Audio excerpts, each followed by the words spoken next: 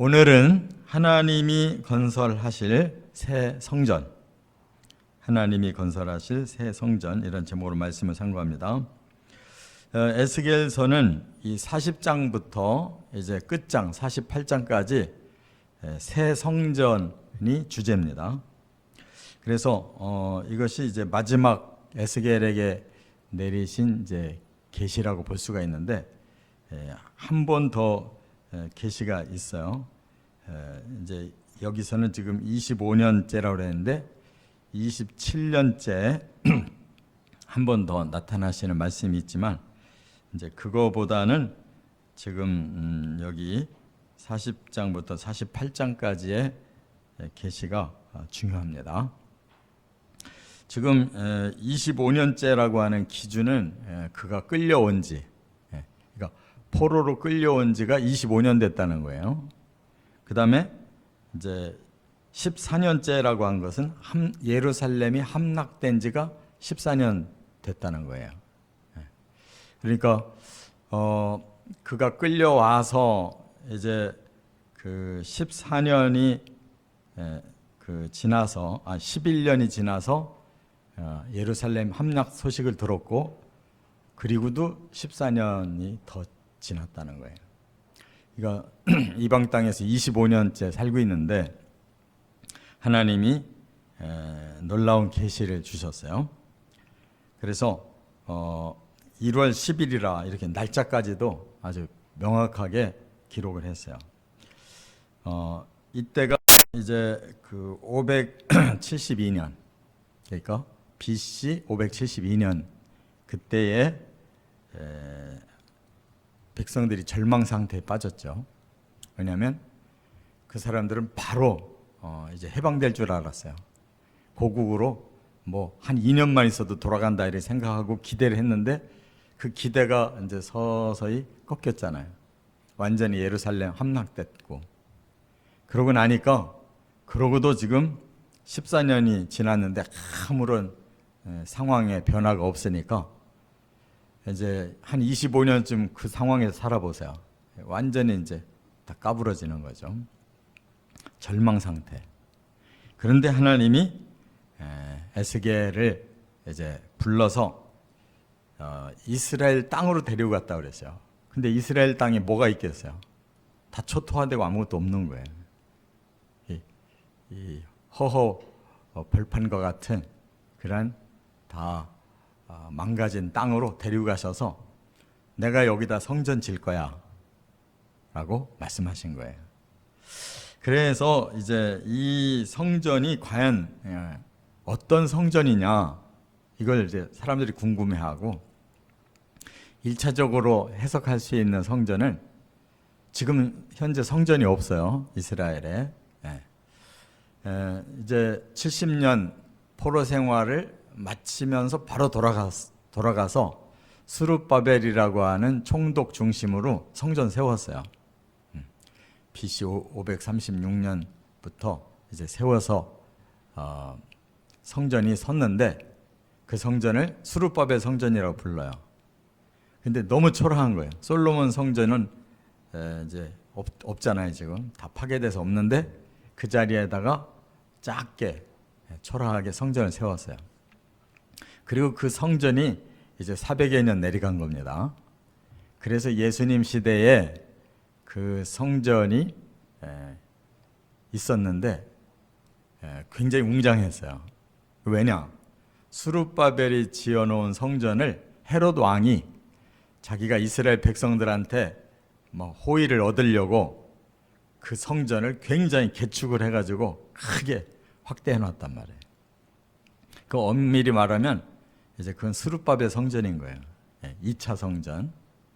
그런데 예수님이 예언한 것처럼 이 성전 다 허물어질 거다. 돌 위에 돌 하나가 남지 않을 거다. 하신 대로 서기 70년에 로마의 티투스 장군이 군대를 끌고 왔어요. 왜 그러냐? 그때 이스라엘이 반역해가지고 덤벼들어서 그래요. 그래서 완전히 초토화됐어요. 그리고 이스라엘 사람들도 전부 다 해외로 다 쫓아버려가지고 이스라엘 땅 다시 황폐해졌다고요. 그래서 이스라엘 사람들의 소원은 우리가 고국으로 돌아가서 세 번째 성전 세우는 거예요. 이게 지금 소원이에요. 1948년에 이스라엘이 다시 열렸어요. 그래서 각국에 흩어졌던 민족이 돌아오기 시작하고 이제 국가를 이루고 지금까지 와 있는데, 그 사람들의 첫 번째 소원이 뭐냐? 그 성전 터에다가 다시 짓는 거예요. 그래서 다 준비를 해놨다는 거예요. 지금 성전 질 모든 걸 다 준비해놨다. 설계도도 완벽하게 나와 있고 재료도 다 만들어 놨다는 거예요. 근데 못 짓고 있어요. 그 이유는 바로 소위 그 성전 터 자리가 지금 이슬람 성전이 돼 있어요. 이슬람이 거기에 서기 600년대에 691년에 그 성전 터에다가 이슬람 성전을 졌는데, 그 성전의 의미가 뭐냐면 마호멧이 거기서 승천했다는 거예요. 그래서 그걸 기념으로 졌다 이거예요. 지금까지 있는 거예요, 그게.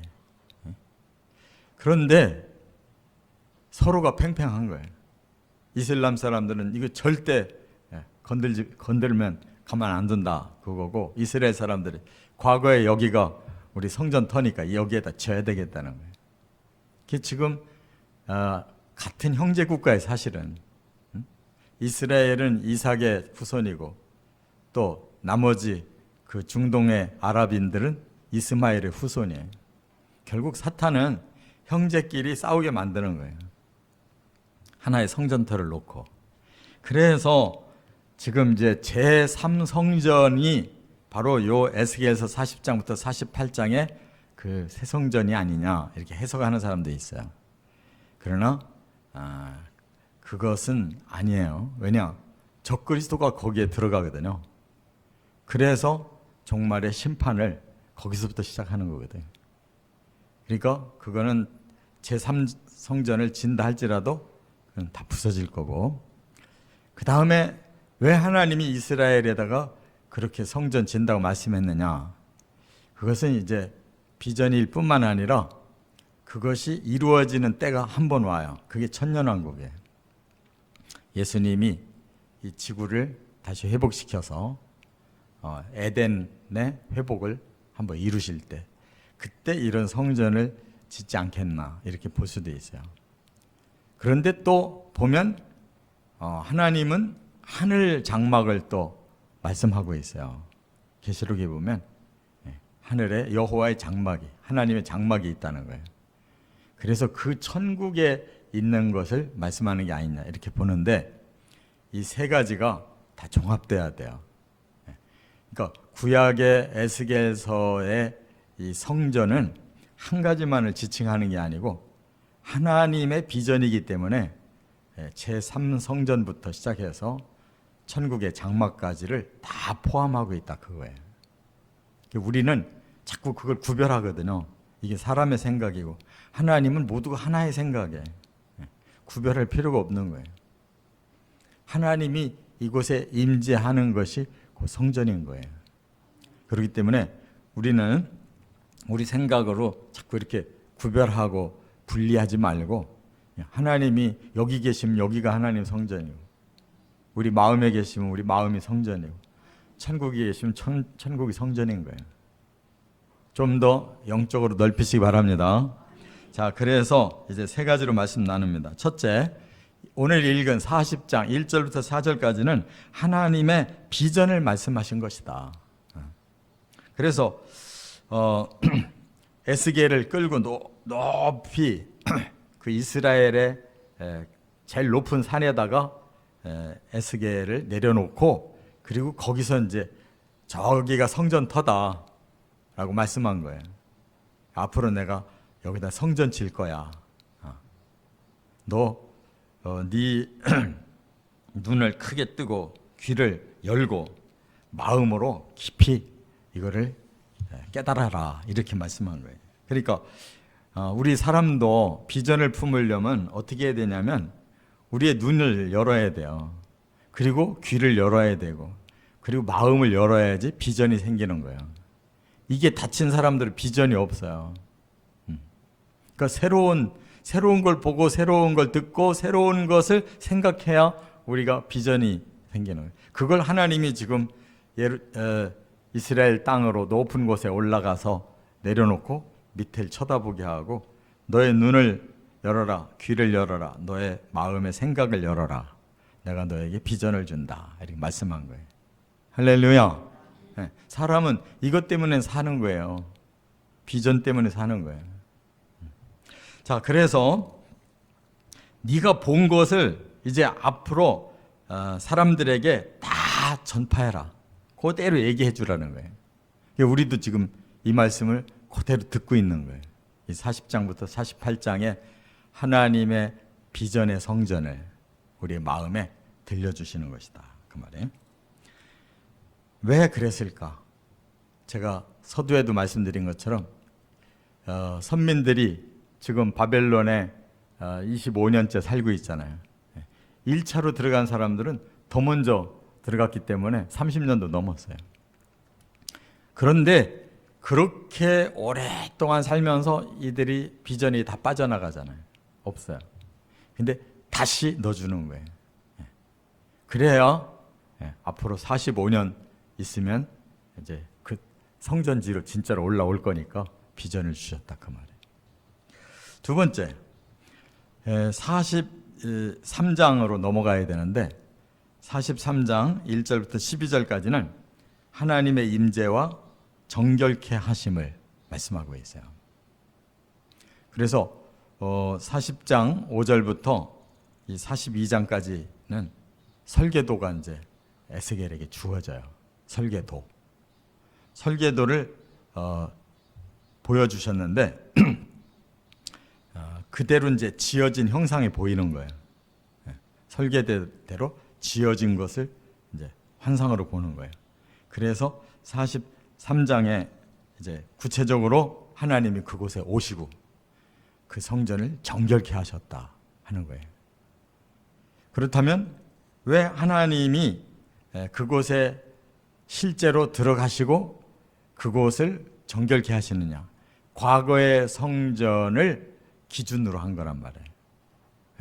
과거에도 하나님이 내가 이 성전을 임재하겠다. 그래서 처음 모세에게 주신 그 광야에서 텐트로 만든 성전에도 하나님이 임재하셨잖아요.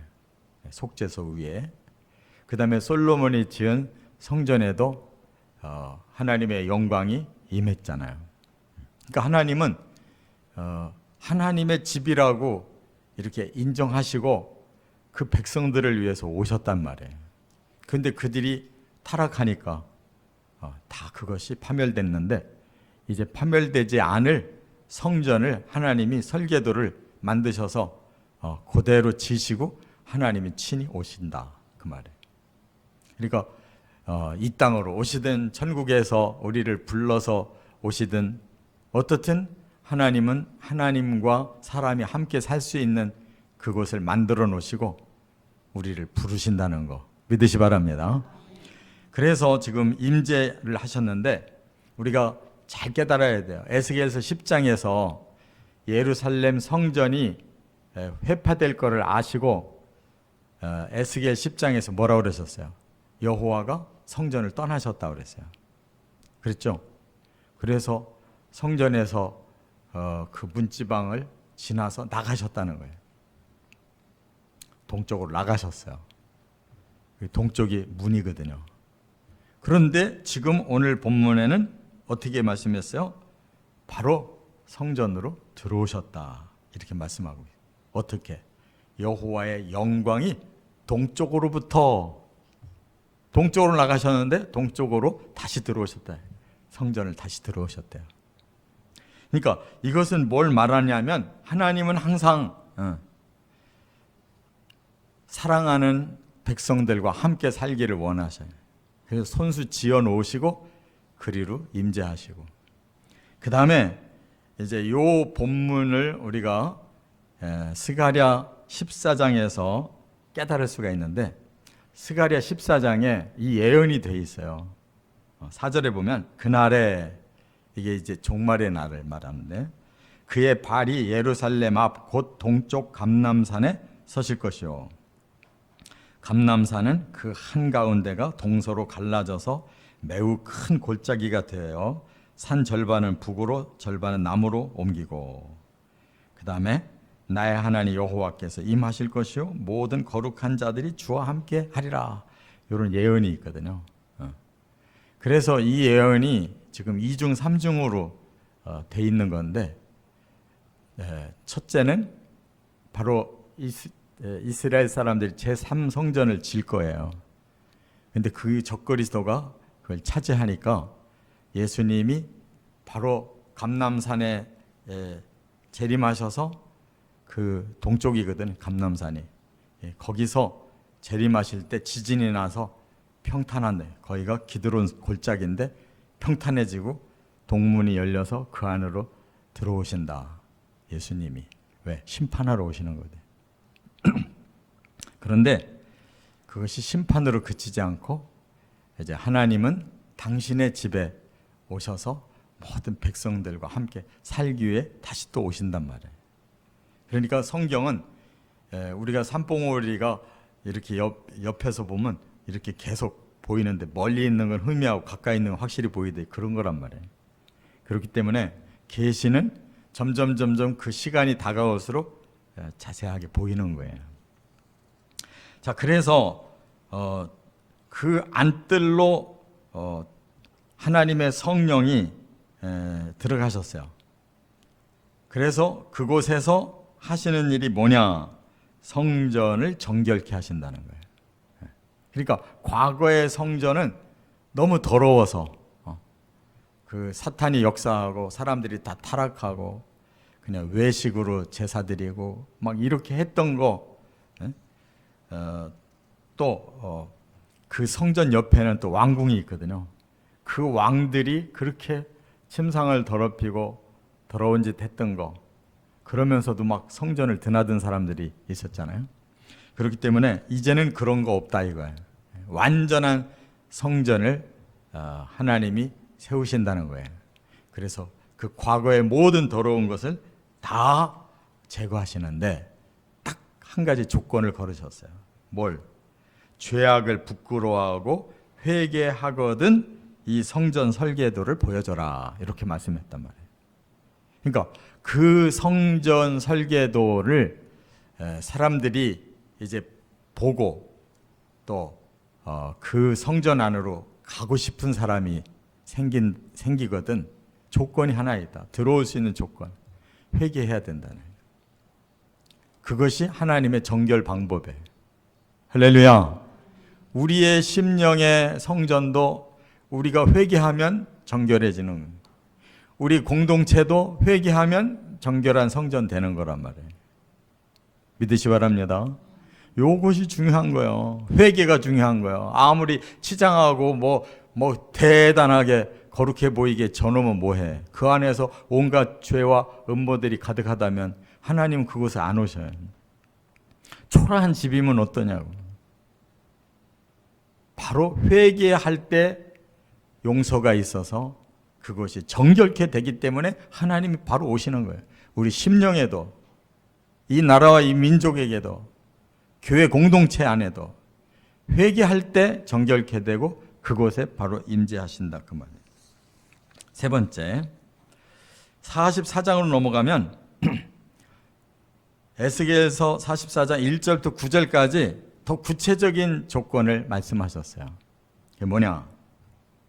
하나님이 동문으로 들어오신 다음에 문을 닫아라 그랬어요.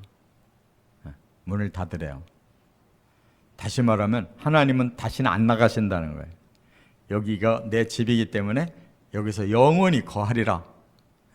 그곳은 천국밖에 없어요. 할렐루야. 하나님이 한 번 당신의 전에 들어오셔서 나가는 일이 없는 곳은 천국이란 말이에요.